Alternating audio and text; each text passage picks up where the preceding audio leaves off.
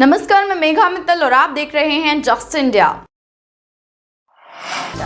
Medifil International taken a step to keep you safe from coronavirus. राष्ट्रीय स्तर पर बेरोजगारी दर में कमी दर्ज की गई है। फरवरी माह की बेरोजगारी दर 6.9% की तुलना में मार्च में अंत में यह 6.5% हो गई है। शहरी क्षेत्रों में बेरोजगारी दर 7.2% और ग्रामीण क्षेत्रों में 6.3% रिकॉर्ड हुआ है। इसे ग्रामीण क्षेत्रों में कृषि में बड़े कामकाज और शहरी क्षेत्रों में औद्योगिक गतिविधियों के तेज होने का परिणाम माना जा रहा है। आर्थिक विशेषज्ञों का अनुमान है कि बेरोजगारी की स्थिति में यह सुधार जारी रह सकता है, लेकिन अगर कोरोना संक्रमण की स्थिति गंभीर होती है और कुछ इलाकों में लॉकडाउन लगाने की आवश्यकता पड़ती है तो बेरोजगारी के मोर्चे पर एक बार फिर संकट गहरा होगा। भाजपा शासित राज्य हरियाणा में बेरोजगारी लगातार रिकॉर्ड स्तर पर बनी हुई है। मार्च महीने में भाजपा शासित राज्य हरियाणा में बेरोजगारी लगातार रिकॉर्ड स्तर पर बनी हुई है। मार्च महीने में हरियाणा में बेरोजगारी दर 28.1% दर्ज की गई और देश के अनेक राज्यों में कोरोना की स्थिति फिर से गंभीर होने लगी। महाराष्ट्र सहित कुछ राज्यों में कुछ इलाकों में लॉकडाउन की घोषणा कर दी गई है और कुछ में तैयारी भी की जा रही है। अर्थशास्त्री नागेंद्र शर्मा के अनुसार अगर कोरोना के कारण स्थिति ज्यादा गंभीर होती है तो राष्ट्रीय स्तर पर बेरोजगारी दर में दोबारा बढ़ोतरी भी हो सकती है। रोहतक के सांसद अरविंद शर्मा ने कहा है कि हम सभी के प्रेरणा स्रोत हमारे परम पूजनीय पिताजी श्री सद्गुरुदास शर्मा जी की 18 मार्च को अपने शारीरिक जीवन की यात्रा को पूर्ण करके वो प्रभु श्री चरणों में लीन हो गए हैं। उनकी याद में श्रद्धांजलि सभा, सत्संग, भजन कीर्तन और रसम पगड़ी एवं 17वीं दिनांक 3 अप्रैल शनिवार को शहीद Madan Lal Dhingra community centre, old ITI ground, circular road, Rohtak में संपन्न होगी। जिले में कोरोना वायरस फिर से रफ्तार पकड़ता दिखाई दे रहा है। अप्रैल माह के पहले दिन यानी 1 अप्रैल को 67 और 2 अप्रैल को 41 नए कोरोना संक्रमित केस मिले हैं। खतरा इसलिए भी बढ़ रहा है क्योंकि 3 से 6 माह पहले कोरोना संक्रमित हो चुके लोग दोबारा वायरस की चपेट में आ रहे हैं। जी हां, PGI में गायनी वार्ड में 5 महिला चिकित्सकों को दूसरी बार कोविड पॉजिटिव पाया गया है। इनमें से 2 डॉक्टर वैक्सीन की पहली डोज भी लगवा चुकी हैं। PGI की मेडिकल सुपरिटेंडेंट डॉक्टर पुष्पा दैया ने इन केसों की पुष्टि की। उन्होंने बताया कि इनमें से 1 डॉक्टर जुलाई, 2 डॉक्टर अगस्त और नवंबर-दिसंबर माह में एक डॉक्टर कोरोना संक्रमित हुई थी। वहीं PGIMS में प्रतिदिन कोविड-19 के केस भी बढ़ रहे हैं। गुरुवार को कार्डियक सर्जरी विभाग में 6 मरीज और शुक्रवार को 1 मरीज व 6 हेल्थ केयर वर्कर को कोरोना पॉजिटिव पाया गया। अब PGI प्रशासन और स्वास्थ्य विभाग की चिंता यह है कि लोगों में कोविड के लक्षण नहीं मिल रहे, लेकिन RT-PCR में उनकी रिपोर्ट पॉजिटिव आ रही है और इससे कैसे निपटारा किया जाएगा। किसान नेता राकेश टिकैत पर राजस्थान के अलवर में हमला होने से कुंडली धरना स्थल पर किसान भड़क गए हैं। किसानों ने हमले के विरोध में शुक्रवार शाम को KMP पहुंचकर जाम लगा दिया और वहां किसानों ने करीब 1 घंटे तक जाम लगाकर रखा, जिससे कि MP और KGP पर वाहनों की लंबी लाइनें लग गई। इसका पता चलने पर किसान नेता वहां पहुंचे और जाम लगाकर बैठे किसानों को समझाकर शांत किया। इस घटना का रणनीति बनाकर विरोध करने की बात कही गई, जिसके बाद किसानों ने जाम खोला और यातायात बहाल हो सका। किसानों ने आरोप लगाया है कि राकेश टिकैत पर केंद्र सरकार ने हमला कराया है और किसानों ने करीब 7:30 बजे KMP को जाम किया और 1 घंटे तक यातायात ठप रखा। KMP और KGP पर वाहनों की लंबी कतार लग गई और वाहनों को चलने में परेशानी आने लगी और चालकों को भी परेशानी का सामना करना पड़ा। वहां पहुंची पुलिस ने किसानों को समझाने का प्रयास किया, लेकिन वे KMP से हटने के लिए तैयार नहीं थे। किसानों ने हमला करने वालों की जल्द गिरफ्तारी की मांग की है। हरियाणा के कैथल जिले में वैश्यावृत्ति के मामले का खुलासा हुआ है। यहाँ के देवीगढ़ स्थित बलराज नगर में एक घर में वैश्यावृत्ति का अड्डा चल रहा था। पुलिस ने गुप्त सूचना के बाद शुक्रवार दोपहर को छापा मारा और इस कार्रवाई में घर से 8 महिलाओं और 4 पुरुषों को काबू किया गया। पुलिस ने मौके से आपत्तिजनक सामग्री भी बरामद की है। साथ ही वैश्यावृत्ति करवाने व करने के आरोप में केस दर्ज कर जांच शुरू कर दी गई है। जानकारी के अनुसार शुक्रवार दोपहर के समय पुलिस की टीम महिला थाना प्रभारी नन्ही देवी की अगुवाई में बलराज नगर पहुंची, जहां पुलिस ने बताए गए मकान की तलाशी ली तो वहां 8 महिलाएं और 4 पुरुष मिले।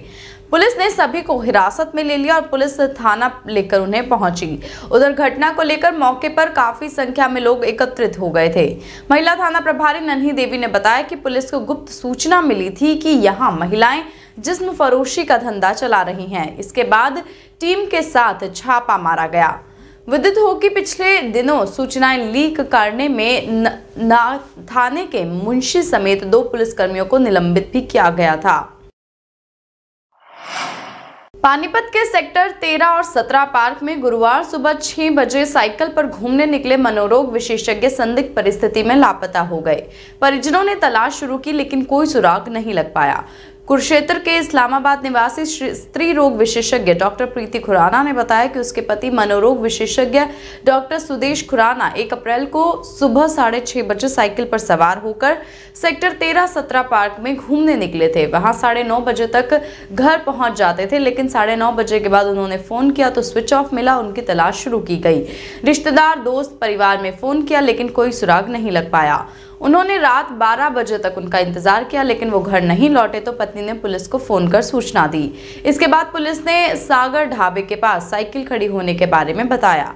पत्नी मौके पर गई तो साइकिल डॉक्टर की ही मिली और इसके बाद फोन एक ट्रक ड्राइवर के पास मिला। शुक्रवार को सभी डॉक्टर इकट्ठा होकर एसपी शशांक कुमार सावंत के पास पहुंचे और मदद की अपील की। एसपी ने टीम गठित कर कार्रवाई में तेजी का आदेश दिया है। हरियाणा के झज्जर जिले के कसार गांव के निकट गुरुवार को देर रात एक किसान की लाठियों से पीट कर हत्या कर दी गई। मृतक किसान की पहचान पंजाब के बरनाला के गांव डिलमा के 24 वर्षीय गुरप्रीत सिंह के रूप में हुई है। किसानों ने पुलिस को इसकी खबर नहीं दी थी, लेकिन शुक्रवार देर रात करीब 10 बजे किसान की हालत बिगड़ी तो सिविल अस्पताल लाया गया, जहां उसे मृत घोषित कर दिया गया। पुलिस ने केस दर्ज कर लिया है और बताया जा रहा है कि कसार बाईपास पर पिलर नंबर 241 के निकट गुरप्रीत को कुछ लोगों से विवाद हुआ था, जिसके बाद कुछ युवकों ने लाठियों से हमला कर दिया और लातों से पिटाई भी की। इससे वह गंभीर रूप से घायल हुआ और मामले को दबाने के लिए किसानों ने पुलिस को इसकी सूचना नहीं दी और वहीं ट्रॉली में इलाज करते रहे। शुक्रवार रात जब उसकी हालत खराब हुई तो उस समय उसे अस्पताल पहुंचाया गया, जहां उसे मृत घोषित कर दिया।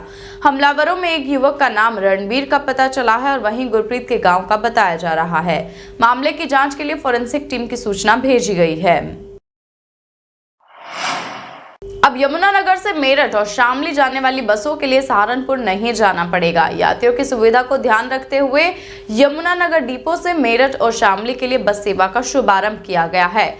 कैबिनेट मंत्री कंवरपाल गुर्जर ने हरी झंडी दिखाकर बस को यमुनानगर से रवाना किया। यही रोडवेज प्रशासन भी इस मौके पर मौजूद रहा। कैबिनेट मंत्री कंवरपाल ने कहा कि इन बसों के चलने से यमुनानगर की जनता को लाभ होगा और उन्होंने यमुनानगर से ही सीधे सुविधा भी मिलेगी।